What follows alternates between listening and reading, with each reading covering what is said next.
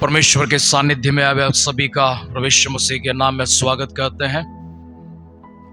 अपनी आराधना सभा में हम लोग आगे बढ़ेंगे। परमेश्वर का अभिषेक हमारे ऊपर हो, उनकी अगुवाई हमारे साथ में हो।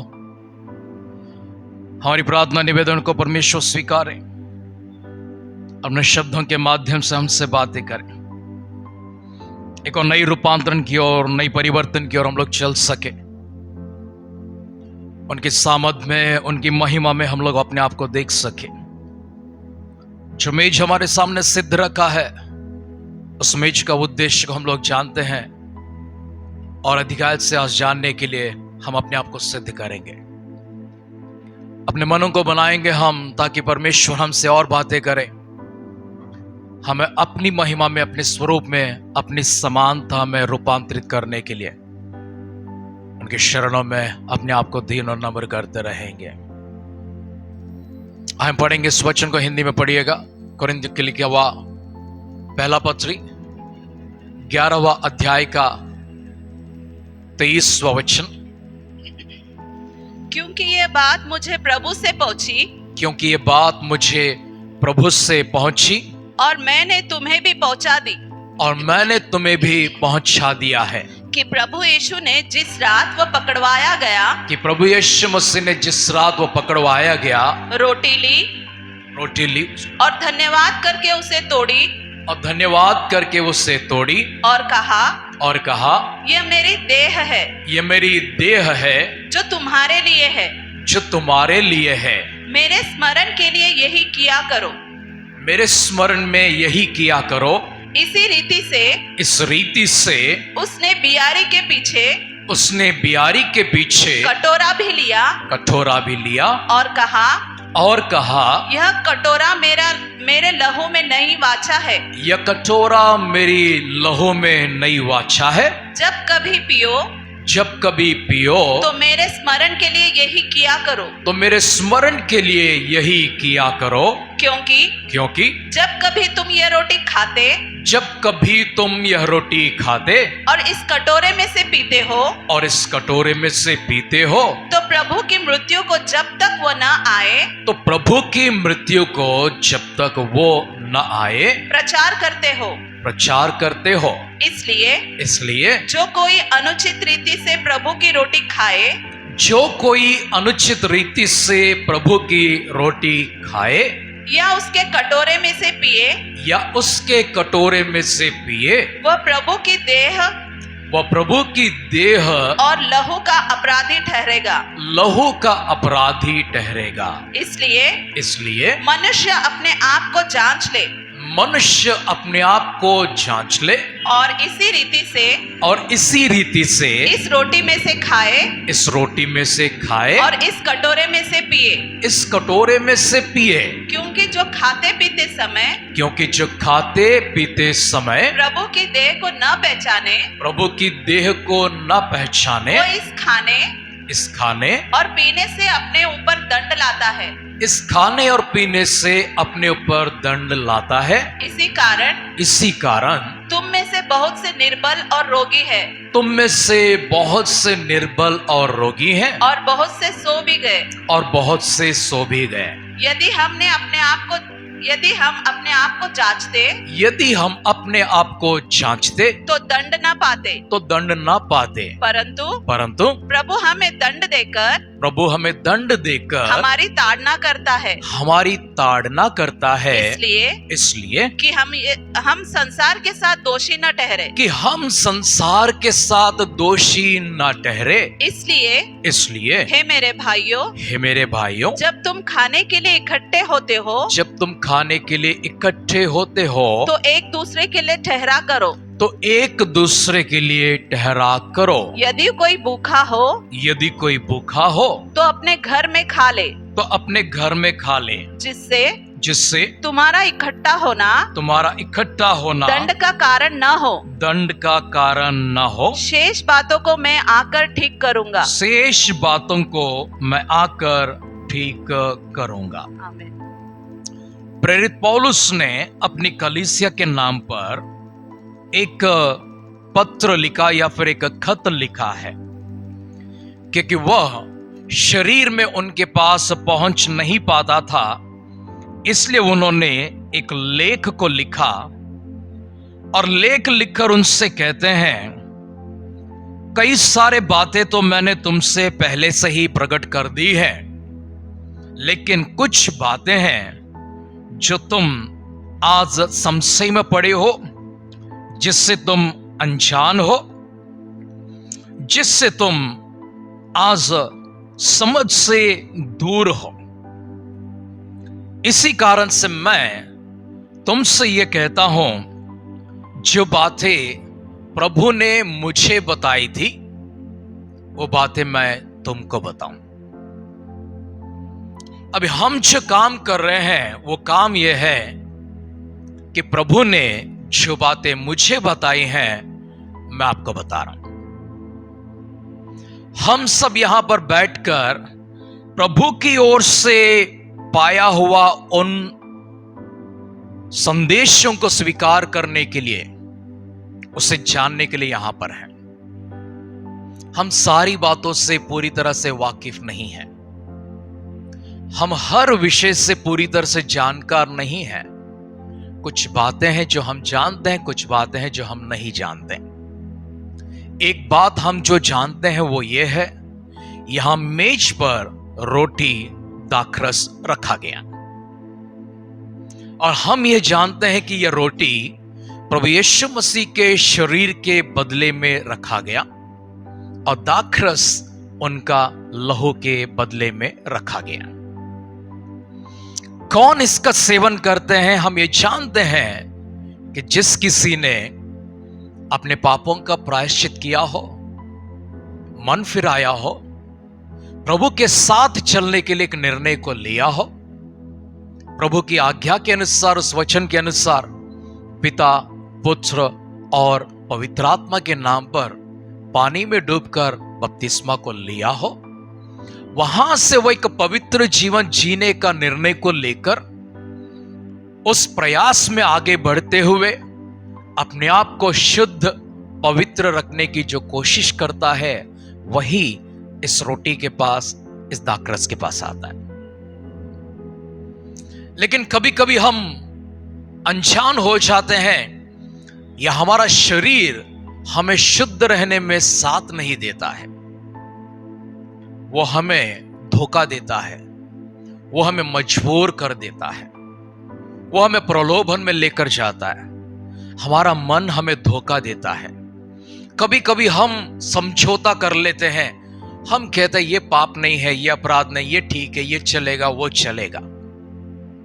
लेकिन ये वक्त वो है जहां हम अपने आप को जांचते हैं, परखते हैं। अगर परमेश्वर की आत्मा ने हमसे कह दिया, उनका संदेश ने हमसे कह दिया, आज तुम योग्य नहीं हो, हम उसका मान करें, सम्मान करें, अयोग्यता से मेज पर ना आए, दूर रहे, यहां हमारा उन्नति की ओर एक कदम होती है।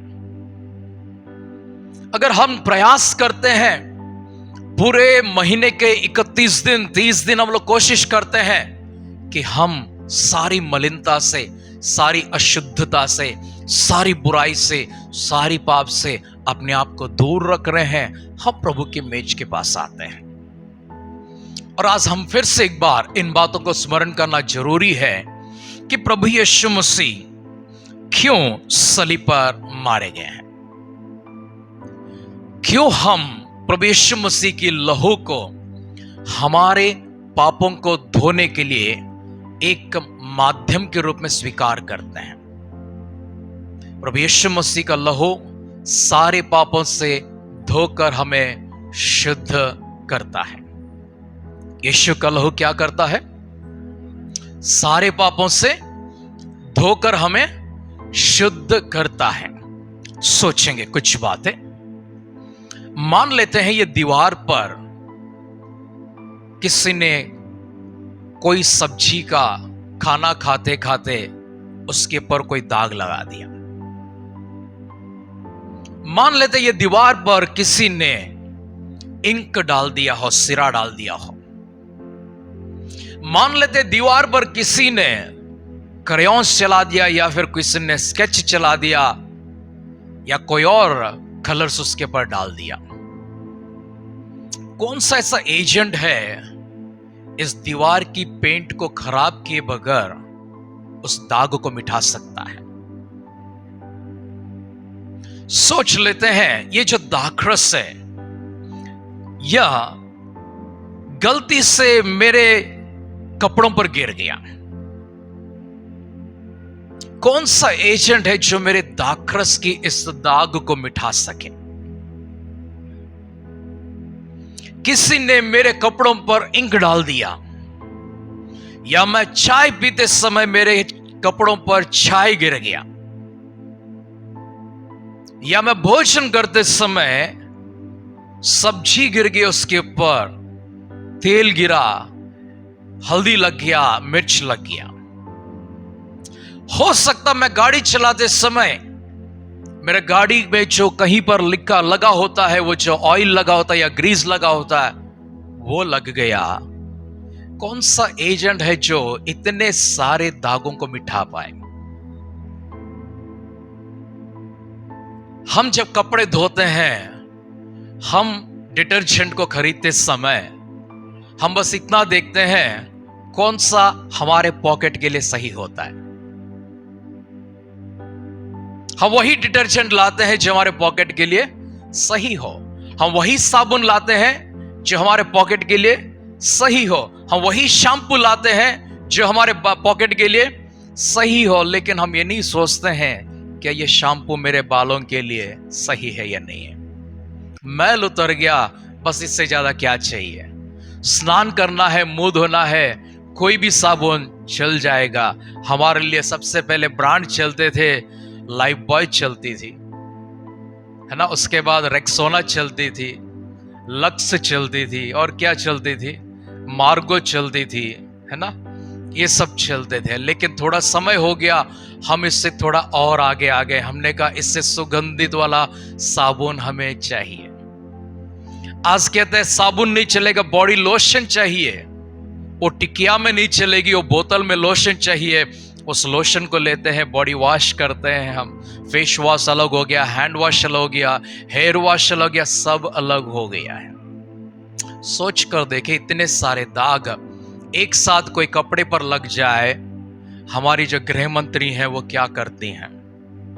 गृह मंत्री का मतलब हमारी गृहिणी जो अक्सर घर में कपड़े धोते हैं, ओके, वो घर की स्त्री क्या करेगी? आप बताएं ना, क्या करेंगे? इतने दाग लग गए, क्या बोलेंगे आप? कोई बात नहीं, नया ले लेते हैं, इतना टाइम हमारे पास नहीं है। देखिए, तेल का दाग हर साबुन नहीं मिटाता, इंक का दाग हर साबुन नहीं मिटाता, हल्दी का दाग हर साबुन नहीं मिटाता।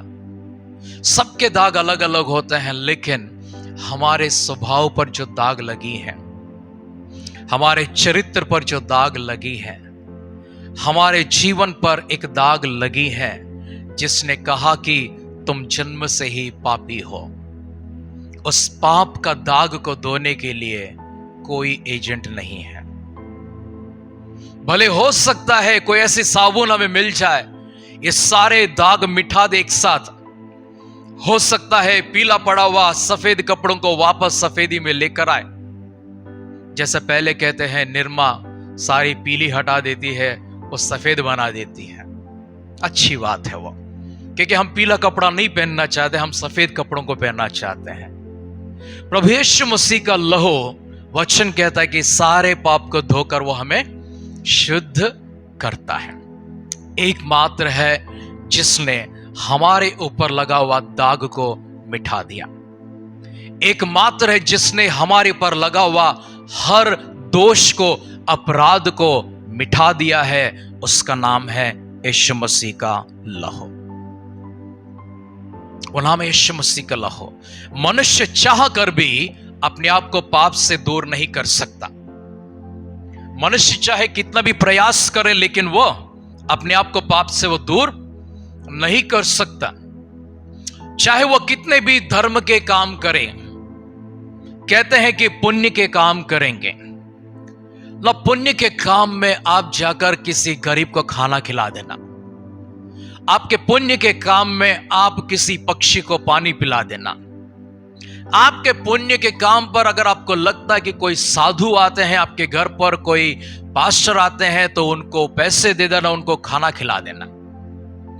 आपके पुण्य के काम पर अगर कोई बहुत ही मुसीबत में है उनको बचा लेना, किसी की कंगालपन से उसको बाहर लेकर आना, किसी की दरिद्रता से उनको बाहर लेकर आना, ये पुण्य के काम जब होते हैं इनमें से दुआएं मिलती हैं और दुआओं में आपके साथ आशीर्वाद आते हैं। लेकिन ये पुण्य के काम या फिर दुआएं आपके पाप को नहीं मिटाएंगे। आप किसी गरीब के, किसी भिक्षुक को जाकर आप दान देते हो, वो आपको हाथ जोड़ते हैं, आपको थैंक यू बोलते हैं, आपके लिए दुआ करते हैं, भगवान तुम्हारा भला करे। वो कहते हैं खुदा तुम्हारा भला करे, तुम्हारा भला हो, क्योंकि तुमने मेरे साथ भला किया है इसलिए तुम्हारे साथ भी भला हो। तुमने मुझे रुपया दिया, तुम्हारे पास रुपया लौट आए, तुमने मुझे खाना दिया, तुम्हारे पास खाना लौट आए। लेकिन हमने किसी के विरोध में अपराध किया है। यह अपराध को एक भिक्षुक को दिया हुआ रोटी धो नहीं सकता। इस अपराध को, इस पाप को एक गरीब को दिया हुआ दान वो उसे क्षमा नहीं कर सकता। दान के विषय में प्रभु यीशु मसीह ने कहा था, अगर तुम दान लेकर आते हो या फिर अर्पण को लेकर आते हो, जब तुम मंदिर में अर्पण को लेकर आते हो, अर्पण लाते समय तुम्हें स्मरण आया कि तुम्हारा किसी के साथ झगड़ा हुआ है, तुम्हारी लड़ाई किसी के साथ हुआ है, तुम किसी से बात नहीं कर रहे, तुम दोनों में नफरत है, द्वेष है, तुम दोनों में दुश्मनी आ गई है, तुम पहले अर्पण को छोड़ दो, जाकर दुश्मनी को मिठा कराओ, उस द्वेष को मिठा कराओ, उस नफरत को मिठा कराओ, उस झगड़े को मिठा कराओ, उस लड़ाई को मिठा कराओ। दोनों हाथ पकड़कर आना या फिर उसके हाथ पकड़कर समझौता कर लेना, उसके बाद अर्पण लेकर, दान लेकर तो मंदिर में आना। हमारा दान हमारे पाप को क्षमा नहीं करते हैं। आप चाहे दशमांश दे दो, आप 20% दे दो, आप 50% अपनी कमाई में से दे दो, आप 90% अपने कमाई में से दे दो, लेकिन हमारे पापों का क्षमा नहीं होता है। जैसे आपने दिया वैसे सबको दिया जाएगा, जो आपने दिया वो आपको दिया जाएगा। आपने धन के रूप में दिया, आपको धन के रूप में मिलेगा। आप जिस रूप में किसी की भी आप भला करते हो, मदद करते हो, वैसे भलाई आपके पास रिटर्न आ जाएगी। लेकिन आपके पापों का प्रायश्चित होता है सिर्फ प्रभु यीशु मसीह के पास आकर क्षमा मांगने से। आप किसी मनुष्य के विरोध में पाप करते हो तो मनुष्य के पास जाकर उससे क्षमा मांगने से ही आपका पाप क्षमा होते हैं। आपके पास 2 बैंक अकाउंट है, 2 बैंक अकाउंट है, सोचेंगे, ओके। एक अकाउंट में 1 लाख रुपया है, दूसरे अकाउंट में 100 रुपया है। एक ही बैंक में 2 अकाउंट हैं, आप ही के नाम से हैं। 2 अकाउंट आपके ही नाम से। एक अकाउंट में कितने पैसे? 1 लाख रुपया। दूसरे अकाउंट में क्या बैंक वाला बोलेंगे कोई बात नहीं, इसके नाम पर 1 लाख रुपया है, इसको पनिशमेंट पेनाल्टी नहीं डालेंगे? डालेंगे नहीं डालेंगे? डालेंगे। जो भी अकाउंट से आपके मिनिमम बैलेंस से डाउन हो जाएगा उसका पनिशमेंट आपको होगा। आपके घर पर 4 मोबाइल हैं, चारों का रिचार्ज करना पड़ेगा, एक का करना पड़ेगा? चारों का रिचार्ज करना पड़ेगा, चारों को करना पड़ेगा। आप अगर 4 व्यक्ति के विरोध में पाप करते हैं, अपराध करते हैं, चारों के पास जाकर आपको सॉरी बोलना पड़ेगा। आप बोलेंगे मैं प्रभु के पास जाकर सॉरी बोल दूंगा, प्रभु कहते नहीं, तुम जाकर पहले अपने व्यक्ति से जिससे तुमने पाप किया है उससे क्षमा मांगो। मत्ती का सुसमाचार 6वां अध्याय पढ़ेंगे, मैथ्यू चैप्टर 6। सावधान रहो, तुम मनुष्यों को दिखाने के लिए अपने धर्म के काम न करो। अगर धर्म के काम करते तो कैसा ना करना चाहिए? मनुष्य को नहीं दिखाना चाहिए। मनुष्य को नहीं दिखाना। आपको हमदर्दी हुई है किसी को देने का तो दे दो उसको, लेकिन जाकर उसको स्टेटस में मत डालना।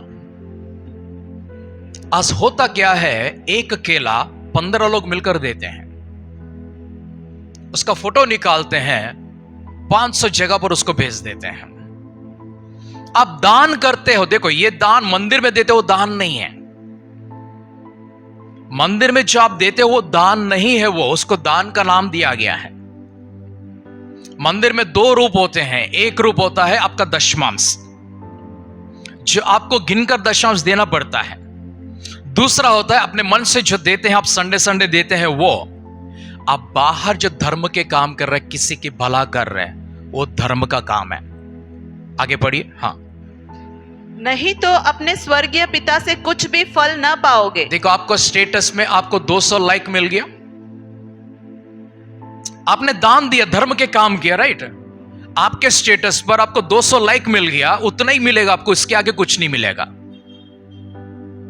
अगर आप इन लाइक्स को, शेयर को, कमेंट को छोड़कर आंख बंद करके देते हो, किसी को नहीं बताते हो, स्वर्ग से प्रतिफल मिलेगा। अगर ऐसा ना किया, आप दुनिया को दिखाने के लिए आपने दान किया, आपको दुनिया के पास से ही वाहवाही मिलेगी, प्रशंसा मिलेगी। आगे, इसलिए हाँ, जब तू दान करे तो अपने आगे तुरही न बजवा। तुरही न बजा। ओके, हाँ। जैसे कपटी सभाओं और गलियों में करते हैं, ताकि लोग उनकी बड़ाई करें। मैं तुमसे सच कहता हूँ, हाँ, कि वे अपना प्रतिफल पा चुके। हो गया ना, प्रतिफल तो मिल चुका ना उनको। लोग अपनी प्रतिफल को पा चुके हैं। जो लोगों के सामने बताते हैं, दिखाते, तो अपने प्रतिफल को लोग पा चुके हैं। फिर परंतु जब तू दान करे, तो जो तेरा दाहिना हाथ करता है, उसे तेरा बायां हाथ को न जानने पाए, ताकि तेरा दान गुप्त रहे। और तब तेरा पिता जो गुप्त में देखता है, तुझे प्रतिफल देगा। हाँ। जब तू प्रार्थना करे तो कपटियों के समान ना हो, क्योंकि लोगों को दिखाने के लिए आराधनालयों में और सड़कों के मोड़ों पर, हाँ, खड़े होकर प्रार्थना करना उनको अच्छा लगता है। मैं तुमसे सच कहता हूँ कि वे अपना प्रतिफल पा चुके। परंतु जब तू प्रार्थना करे तो अपनी कोठरी में जा और द्वार बंद करके अपने पिता से जो गुप्त में प्रार्थना कर, हाँ, जो गुप्त में है प्रार्थना कर। तब तेरा पिता जो गुप्त में देखता है, तुझे प्रतिफल देगा। प्रार्थना करते समय अन्य जातियों के समान बकबक न करो, क्योंकि वे समझते हैं कि उनके बहुत बोलने से उनकी सुनी जाएगी। इसलिए तुम उनके समान न बनो, क्योंकि तुम्हारा पिता तुम्हारे मांगने से पहले ही जानता है कि तुम्हारी क्या आवश्यकता है। अतः तुम इस रीति से प्रार्थना किया करो। हे हमारे पिता, तू जो स्वर्ग में है, तेरा नाम पवित्र माना जाए। तेरा राज्य आए।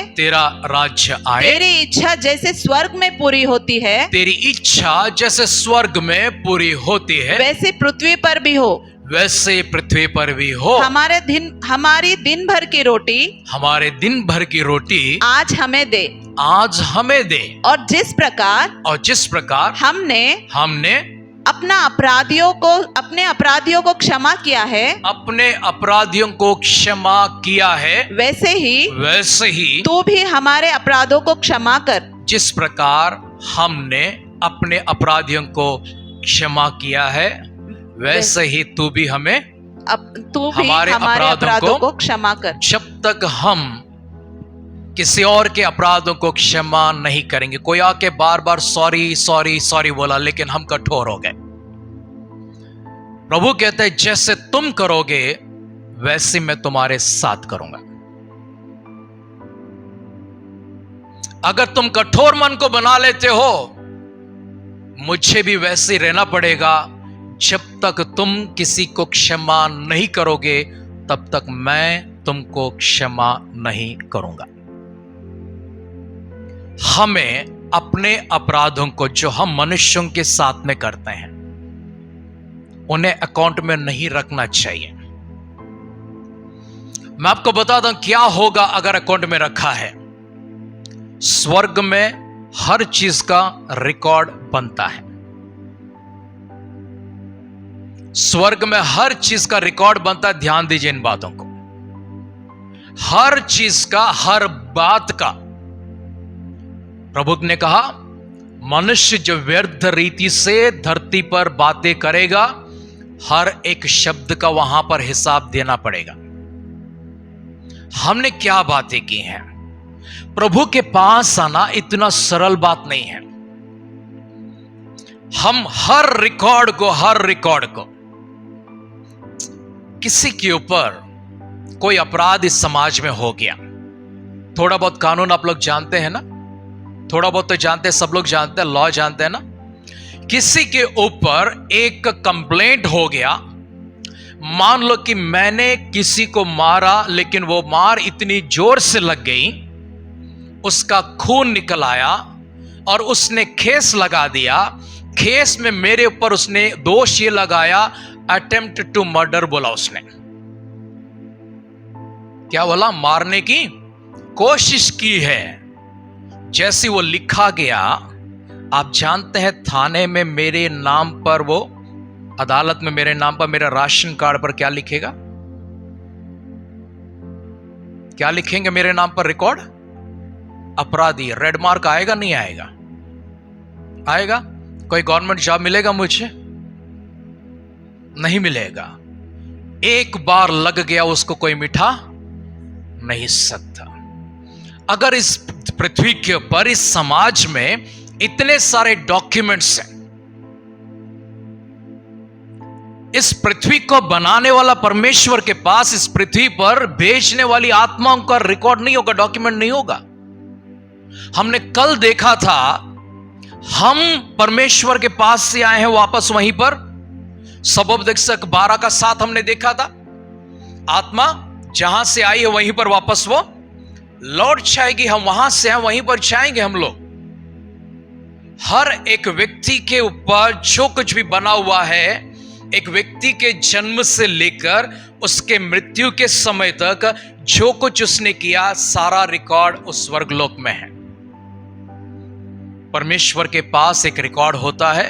उस रिकॉर्ड के आधार पर हम या तो स्वर्ग में जाएंगे या फिर नरक में जाएंगे। ये हम जानते हैं इन सारे बातों को, है ना। हमारी यादें हमारे पीछे पीछे चलेंगे, मतलब हमारा सारा रिकॉर्ड चलेगा।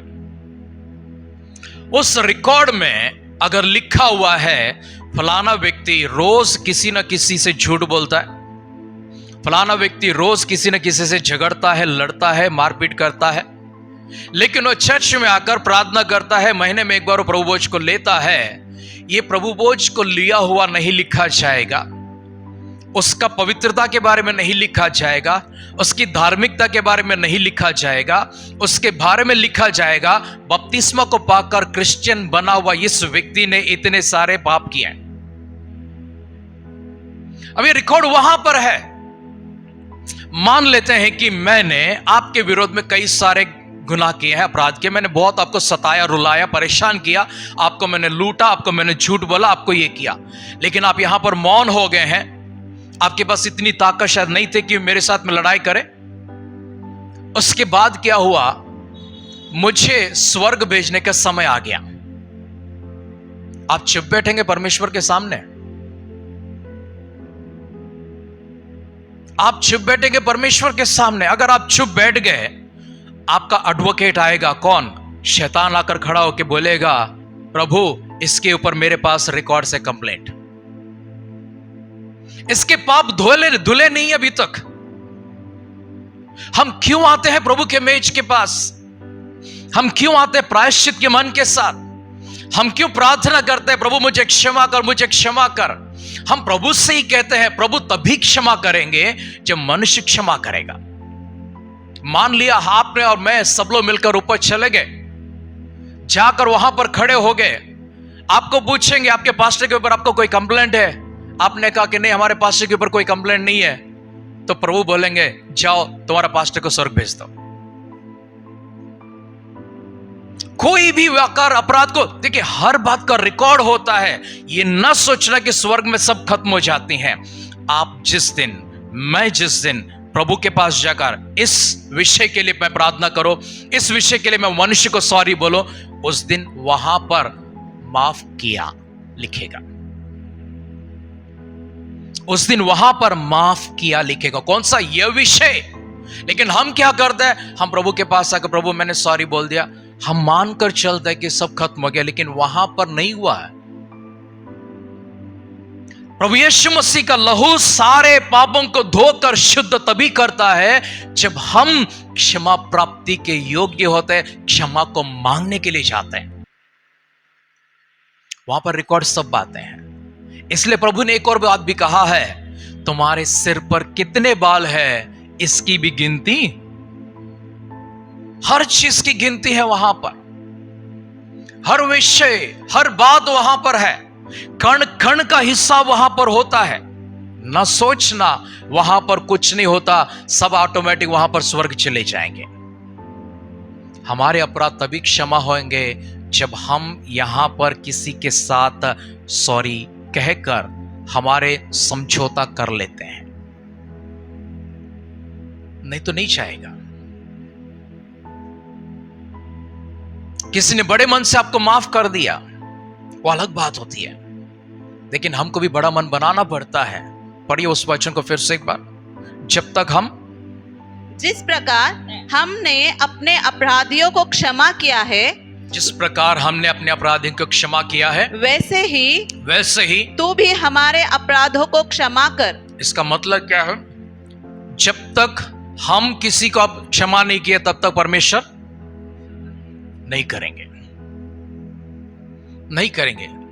Christianity is a character. Christianity कोई रिलीजन नहीं होता है, ये सब रिलीजियस एक्टिविटीज है, इसमें कोई संदेह नहीं है।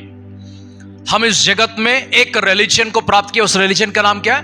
क्रिश्चियनिटी। हम ईसाई लोग, इसमें कोई संदेह नहीं है, बट क्रिश्चियनिटी इज कैरेक्टर।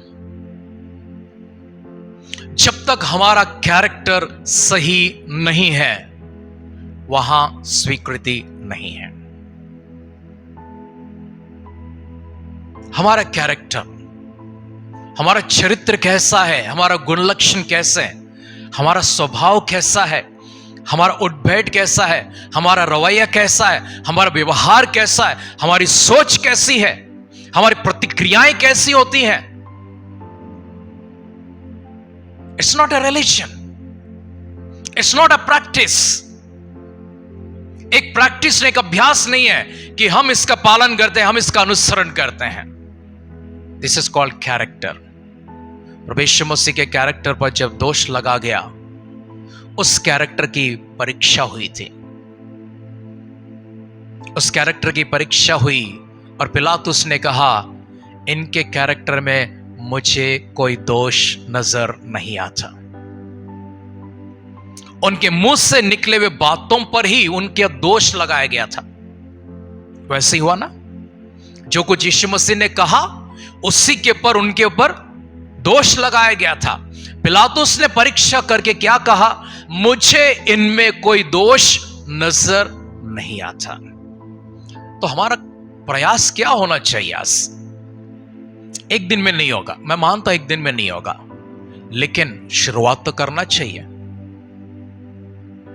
प्रयास करना तो आरंभ करना चाहिए ना, निर्णय तो लेना चाहिए ना। हमने क्या निर्णय लिया था बपतिस्मा लेने से पहले कि प्रभु इसके आगे मेरा कैरेक्टर आपके लिए रहेगा। हम बपतिस्मा लेने से पहले वही काम किए थे, एक निर्णय को लिए, एक घोषणा हमने कर दिया था कि प्रभु हम इसके आगे पाप नहीं करेंगे, आपके वचन पर चलेंगे, हम धर्मी के राह पर चलेंगे, हम पवित्रता के राह पर चलेंगे, हम सीधाई के राह पर चलेंगे, हम सच्चाई के राह पर चलेंगे। एक निर्णय को लिया।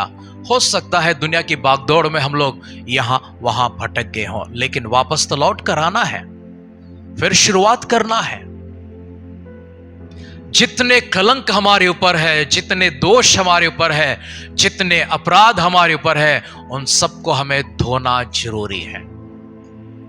हमारा कैरेक्टर कोई देखकर बताए कि सच में ये साधु कैरेक्टर है। एक क्रिश्चियन दूसरों से इसी रीति में अलग होता है। उसके पास सहने की बहुत बड़ी शक्ति होती है, उसके पास क्षमा करने की बहुत बड़ी शक्ति होती है, उसके पास प्रेम करने की बहुत बड़ी ताकत होती है, उसके पास भला करने की बहुत बड़ी सामर्थ होती है, उसके पास हर एक सकारात्मक शक्तियों का भंडार होता है। उसके मुंह के शब्द अच्छे होते हैं, कोमल होते हैं, सादगी से भरे होते हैं, उसके सोच सही होते हैं, लोगों का भला करने का होता है, लोगों का कल्याण करने का होता है, लोगों को जीवन दान देने का होता है। प्रभु यीशु मसीह ने कहा, अगर तू अपने भाई से मूर्ख ही कहेगा, उसका मन अगर टूट गया वो हत्या के बराबर होता है।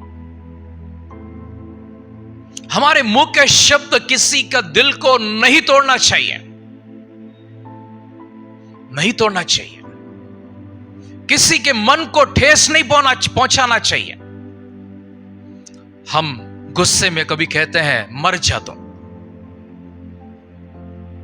तेलुगुलो साओ भो नाशनमय भो। छोटे शब्द लगते हैं, गुस्से के शब्द लगते हैं, लेकिन हम क्या चाहते हैं? मैं जैसे ऐसी कभी होता नहीं है मुझसे, कल रात को हो गया, मैं कल रात से बहुत सोच में पड़ गया था। मैंने बच्चे को बोला, बेटा थोड़ा पानी पिला देना। वो लेट किया उसने।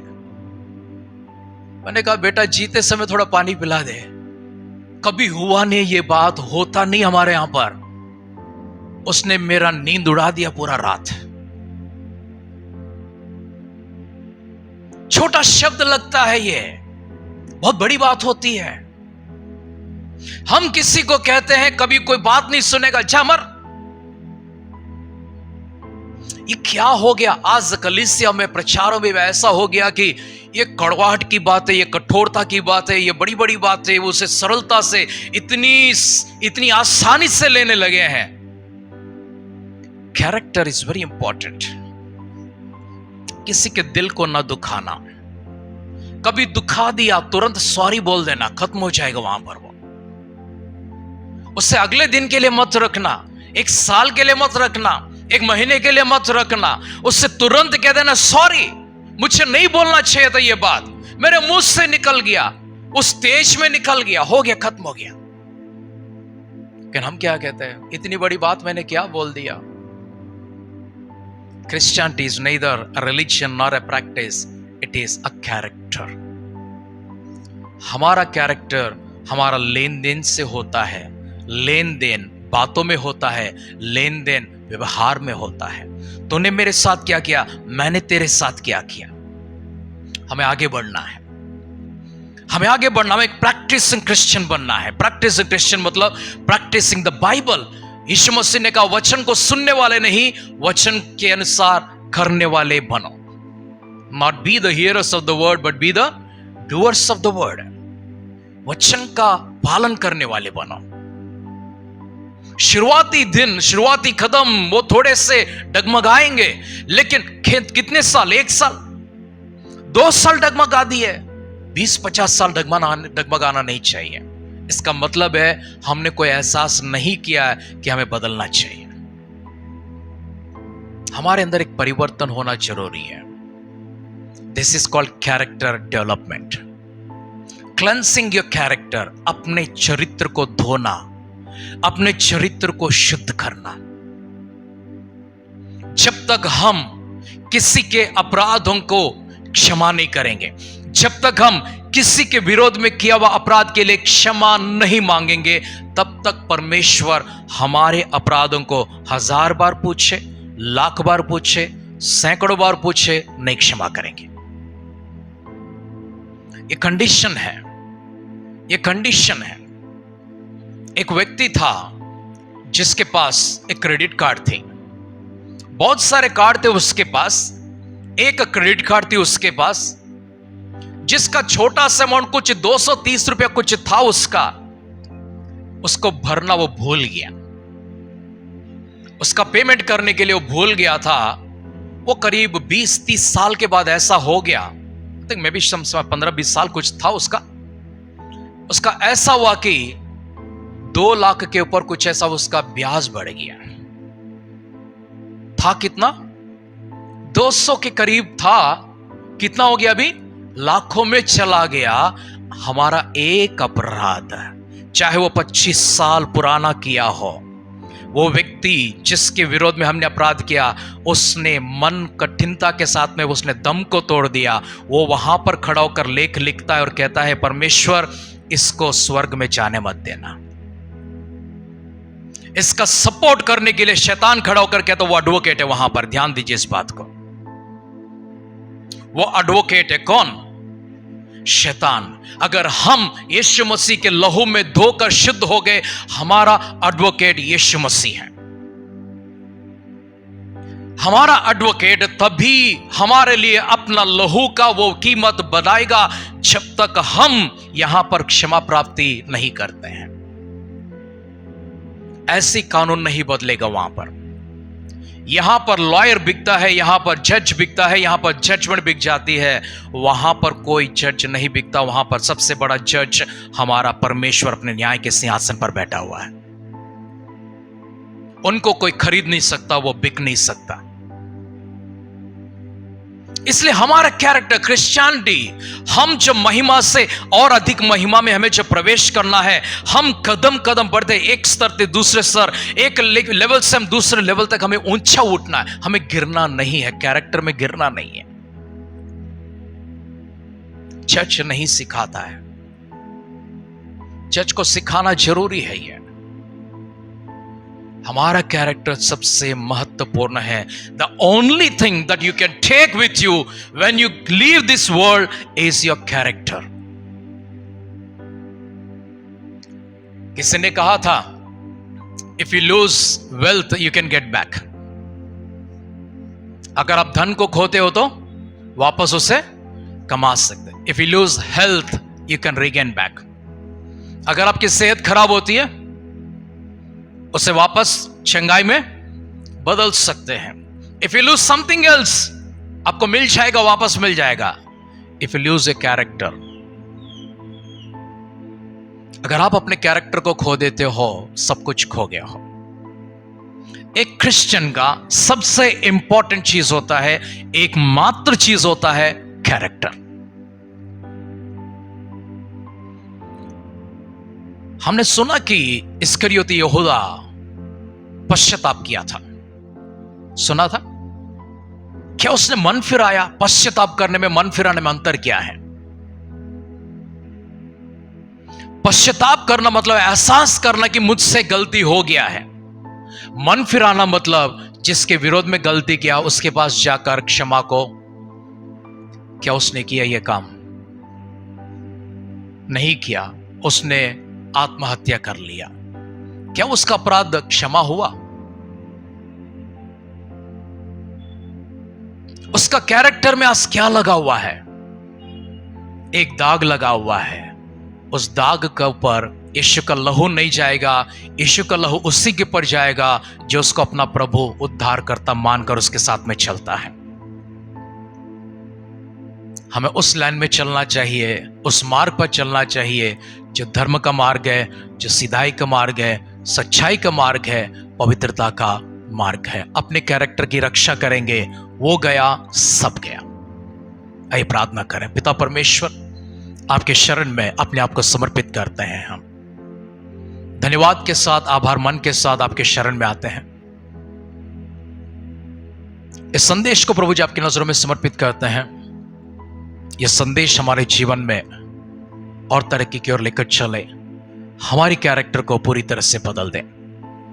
हमें प्रभु जी सही मार्ग पर, सच्चे मार्ग पर, सीधी मार्ग पर लेकर चले, ताकि प्रभु हमारे सारे अपराध, सारे गुनाह, सारे दोष यहां पर क्षमा हो जाए।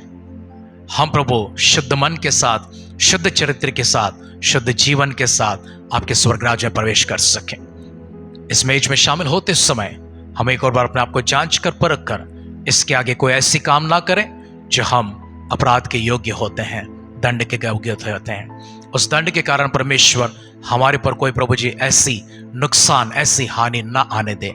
हम प्रभु जी परिवर्तित हो जाए, हम रूपांतरित हो जाए, आपकी महिमा में प्रवेश करें। हमारी सारी प्रार्थनाओं को पिता आपने सुनकर हमें उत्तर दिया। धन्यवाद करते हुए हमारे उद्धारकर्ता, हमारे प्रभु यीशु मसीह के नाम से इस प्रार्थना को मांगते हैं, सुनर कबूल कर पिता, आमीन।